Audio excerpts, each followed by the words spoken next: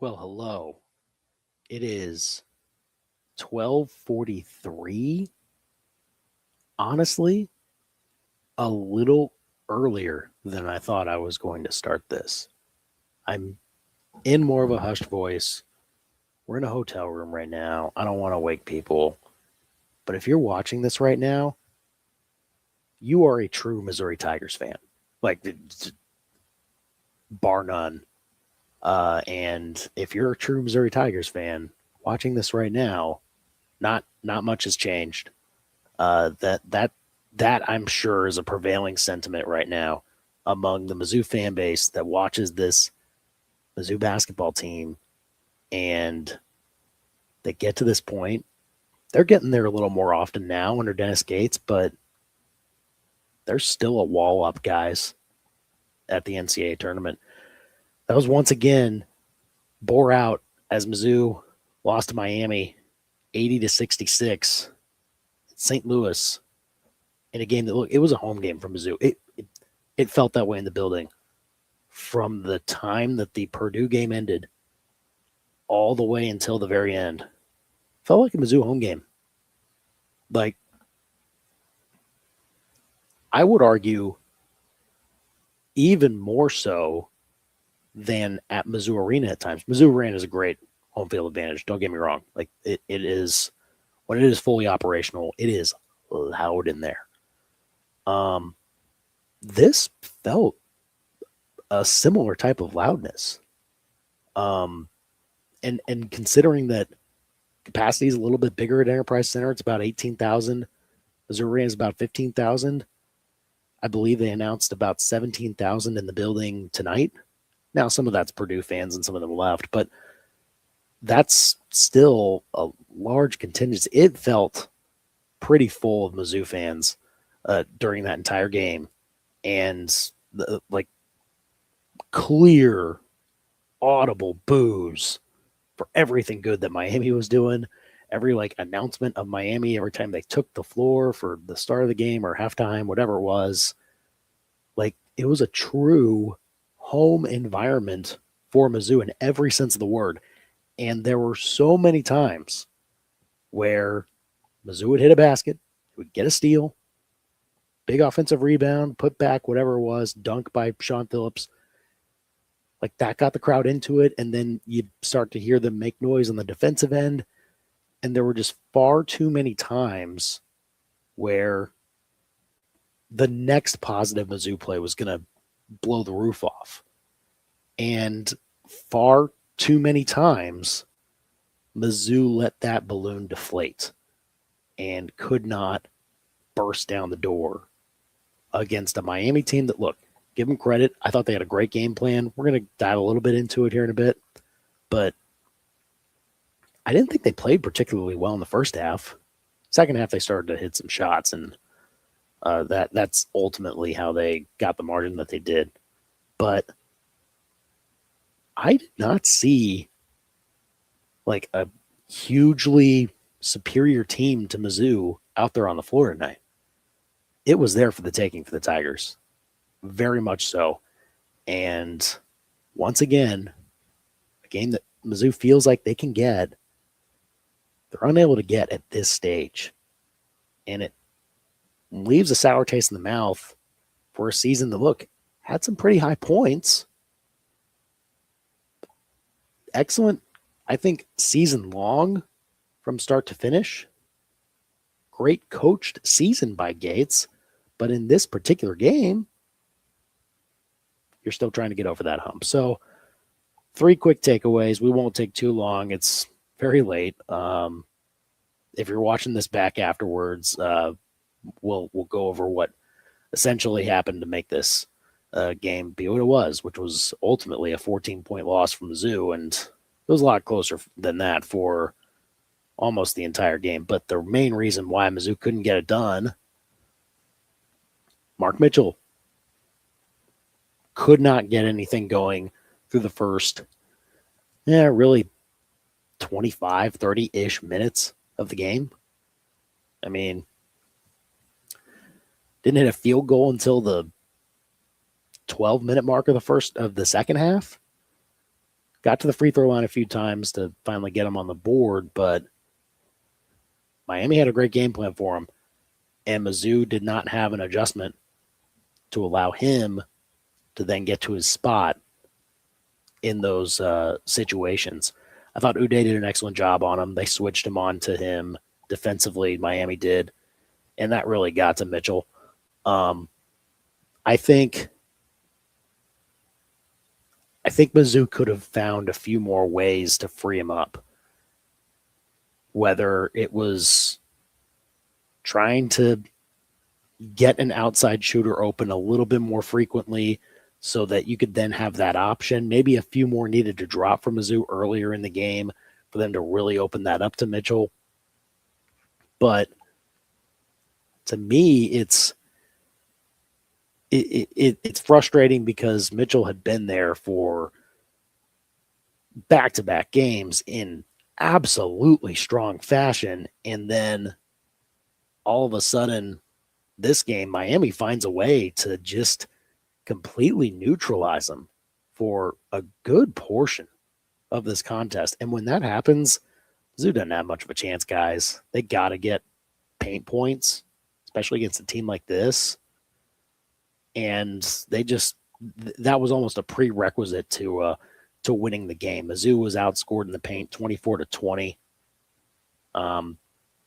Mark Mitchell around the rim, 4 of 10 from the field, eventually got to the free throw line, 8 of 10. He actually got most of his points from 3-pointers, 3 of 4 from 3 today.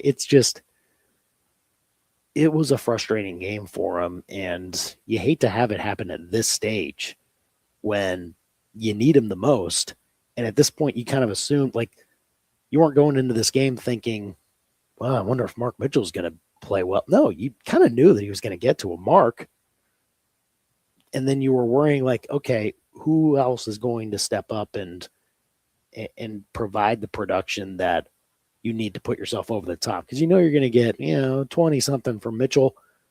Where's the other 20-something going to come from? But it was a struggle to get to what Mark Mitchell usually scores. So the fact that Mizzou couldn't get that part of their offense, which really is the focal point, it's the goal every time you get down the floor, find Mark Mitchell and see if you can get him close to the basket with a chance to finish. That's mostly what Mizzou's trying to do every time down the floor. And if Mitchell doesn't have that shot, well, then it opens somebody else up on the perimeter or a slasher in the lane. Just the fact that Miami had the double teams and the closeouts on Mitchell on the perimeter to frustrate him and not allow him to penetrate the way that he has so well down the stretch of this season, that's what took Mizzou out of its game very early on, and it made the offense seem very sluggish. They started out turning it over a good amount, but then they started to calm that down. They only finished with 9 turnovers. That was well done, but too many times they were one and done down the floor because they just couldn't have Mitchell in a solid spot to clean up some of those misses. So that's just one of the other tough parts about this, is that the best part of Mizzou's game, the best thing they could bring to the table, didn't really show up in the game until the fourth quarter, the second part of the second half. Mitchell then started to get his points, but by then, I mean, you saw that Mizzou was still in it at that point, but you just wonder, if you had gotten Mitchell going a little bit earlier in this game, maybe he's scoring 30 again.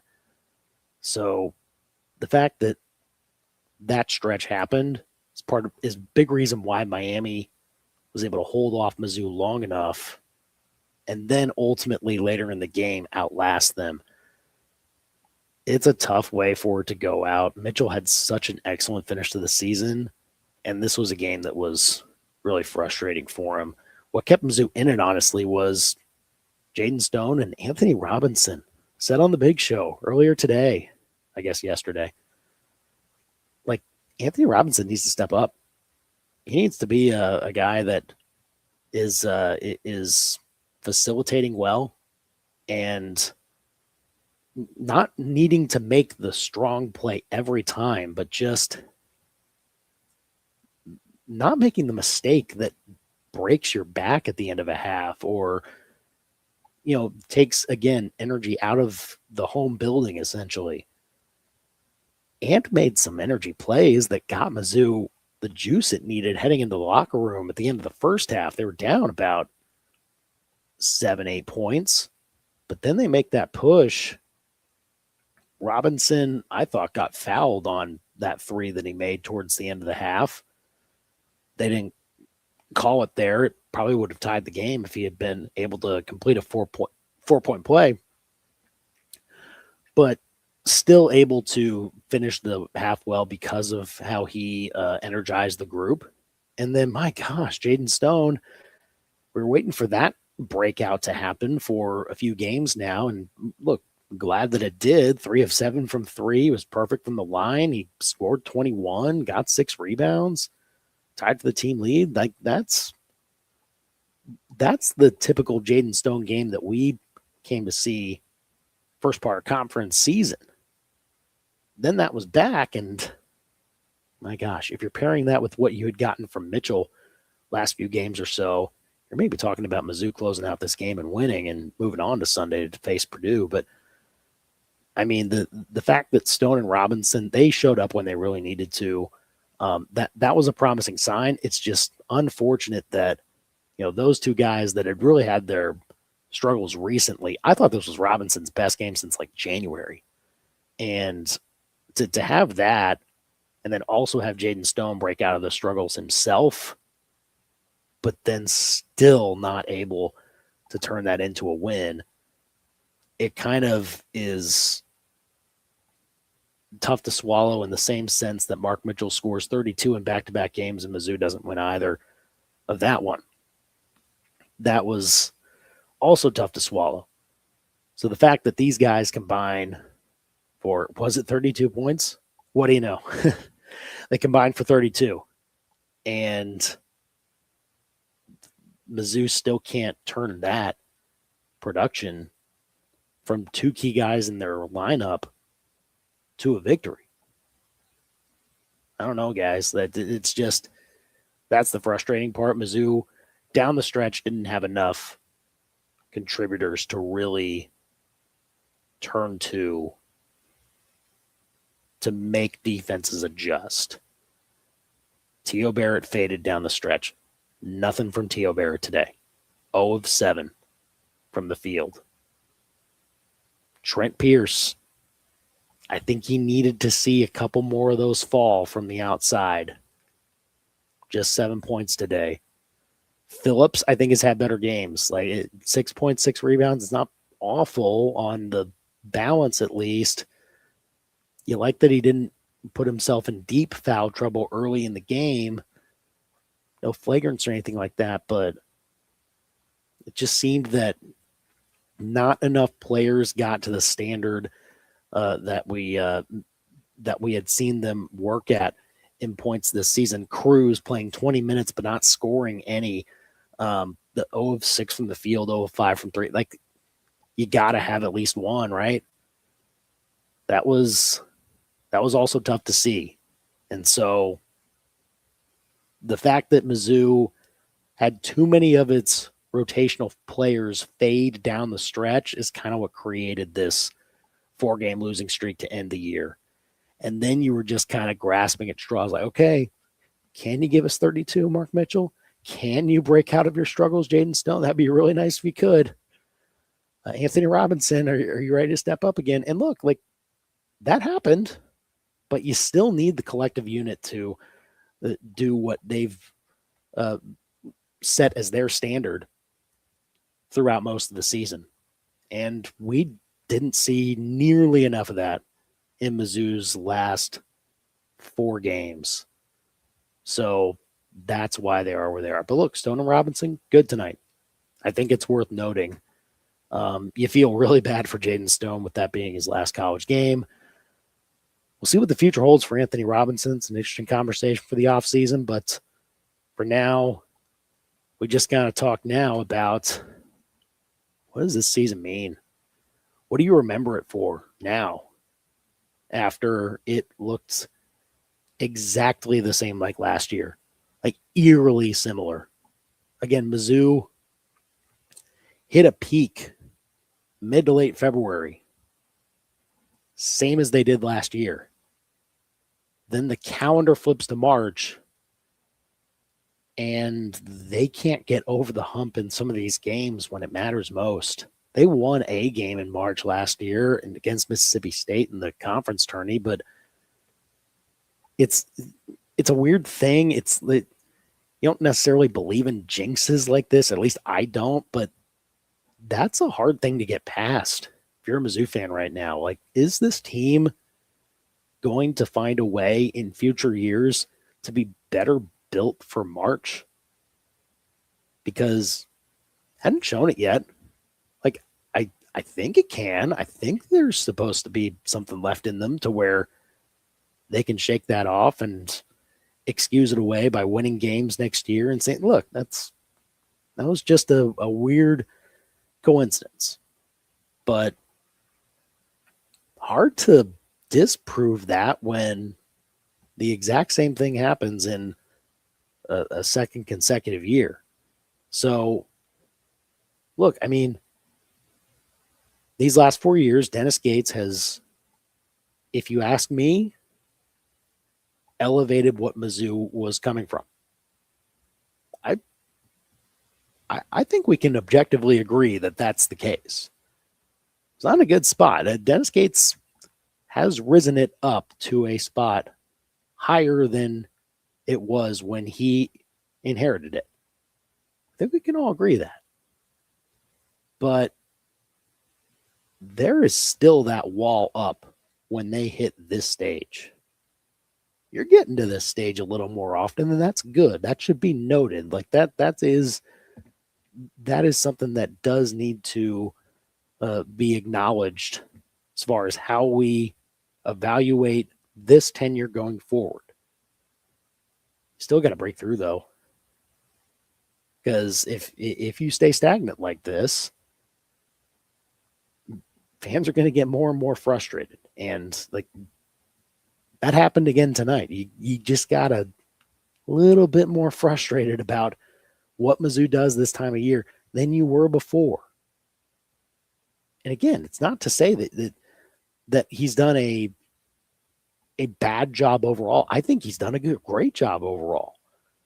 In fact, this particular season, I think it's clear that they just did not have the personnel needed to improve upon and build off what they did last year. They just didn't get the guys. And so you go through the season and you realize that after non-con play, you've really got to get healthy and then maybe see if anybody else can provide that spark in a year that maybe is going to tailspin a little bit if you don't save it immediately.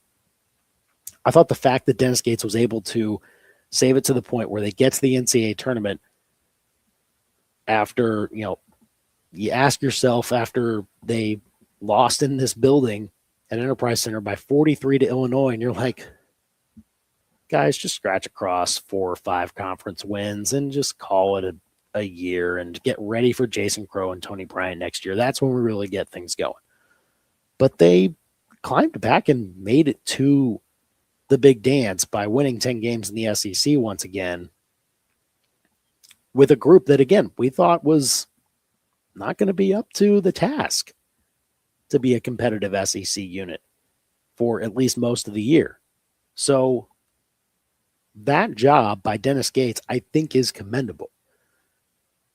He got more out of T.O. Barrett than we expected T.O. Barrett to show this year. He got more out of Trent Pierce this year. He got, I think you could say, more out of Mark Mitchell.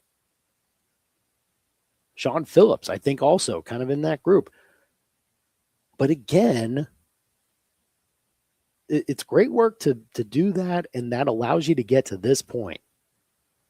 But once you get to this point, there's still that blockage there's still another coach on the other side that seems to be outwitting whatever you're trying to set up for your guys to be successful. The other team seems to have a better answer for it. And that's happened twice now. Now, Mizzou was not favored to win this game like they were last year against Drake, but it was a gettable game. And again, basically a home game. Similar, if not maybe even a little bit stronger home crowd noise feel to this one. And the crowd was ready to explode for this team. You could feel it. But too often Mizzou could not find that one play that then bursts the crowd into euphoria and forces Miami to take a timeout that they maybe didn't want to take there, but they got to because they can't let this thing get out of hand. Too many times Mizzou had a chance to do that. I think the closest they got to it was when Mitchell hit that three to take the lead. And then, of course, there was a bad non-call on Mitchell when he spun in the lane and very clearly got fouled. And then Miami takes the ball and hits a three and never gives the lead back after that. Like, look, I get it. Those are frustrating parts about it. But, again, if you have a better plan or you just flat out execute better in the first half, I just think Mizzou just did not fully capitalize on what Miami was giving them for the first half of play. It was tailor-made for Mizzou to be leading at the end of that first half. And look, they got it to 1, but there were too many times where I thought, make that last play, turn that swing into something positive instead. Like the two that come to mind are just I believe Trent Pierce had a steal right at midcourt, and it was creating essentially a 3-on-1 from Mizzou, and they don't score there. Miami saves it along the baseline, and they get an easy layup on the other end. And that's a 4-point swing. Same thing with like Sean Phillips. He had a clear bounce pass to him. He's got a clear lane, ready to dunk it home and give Mizzou, I think that would have tied the game, or it would have given them the lead. Maybe it would have given them the lead, I believe. Instead, he fumbles it, and then Miami guy gets possession, and Phillips fouls him, and it was his third. It's just moments like that where the crowd was ready to be like, oh, yeah, there's the play that we're going to get excited for. We're going to jump up, pump our fists, and get loud, and Miami's going to need to spend a timeout. But it just never really materialized. And so now Mizzou's sitting in the exact same spot that they were a year ago, home after the first round. Look, Dennis Gates has won a game in the first round before since coming to Mizzou. That still counts, but the trend still is the same. Not much has changed.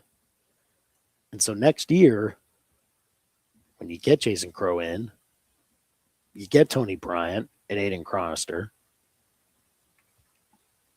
See what else you can keep. I think you got to keep Trent Pierce. I think you keep T.O. Barrett. I know the end of the season was a tough slide for him, but I think you still want to be on the right side of his development. You want to be the team that benefits from that. So I think you keep T.O. I think you keep Trent Burns. Maybe you also keep Anthony Robinson. Maybe he proved that he can come out of this once again and still provide something for you. That'll be the biggest question mark, if you ask me, as to whether he returns or not. You know you're losing Mark Mitchell. You know you're losing Jaden Stone, Jacob Cruz, and Sean Phillips. Got to get a big in the portal next year. I think more shooting is going to be pretty necessary from the outside. I don't think Mizzou had everything it needed in that department this year. Maybe look at, if you do in fact lose Robinson, some sort of other ball handler type that you can turn to. But next year becomes pretty big with, again, all of the hype surrounding the young talent. And this portal season, which begins probably next week, or I think in a couple of weeks, they moved it back to after the Final Four, I believe. But it becomes a crucial offseason now to build around that unit, around that young talent, to then bring out the best in them and complement them to the point where you're not sitting here once again thinking, why couldn't we get past our first round opponent in this NCAA tournament? So you got to make it next year. That is non-negotiable. But then you need to do some damage after that. So how does the season get remembered? The same as most of them. The same as most seasons that Mizzou has had that ended in the NCAA tournament, because almost all of them for the last decade and a half have ended with just one game. So how does Mizzou finally break that mold? Is it just the talent? We'll see. They're going to get a great influx of it next year. So we're going to see what that evidence actually can do going forward. But I guess we'll find out if it's more of that or if it's more of the coaching or whatever. In the end, having to wait is the hardest part, folks. So another off season of waiting to see if Mizzou men's basketball will show you anything different. And look, I can understand if you're frustrated enough to say, you know what, I'm pretty certain they're not going to. I'm probably not going to check into it as much. I get it. Next year is going to be exciting, though. I mean, you want to see a young player like Jason Crow really bring the team to new heights and then find a way to allow that breakthrough to happen. But I can understand you sitting here today thinking, I've been duped before. I don't want to be duped again. So let us know what you think. Again, you can leave comments here. I know a lot of you watching. If you are watching this, kudos to you. Again, you are a true son or daughter. Like it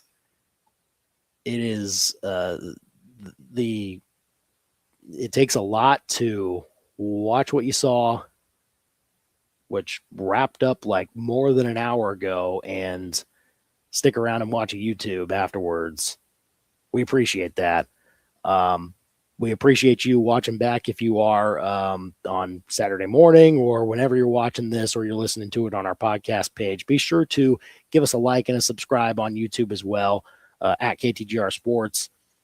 If you're on Facebook as well, facebook.com/KTGR Big Show. Of course, Brendan and I will be back on Monday for the big show at 4 o'clock to discuss how this went and more of what it means as Mizzou finishes the same way that they did last year and in a lot of other years before then that ended in the NCAA tournament.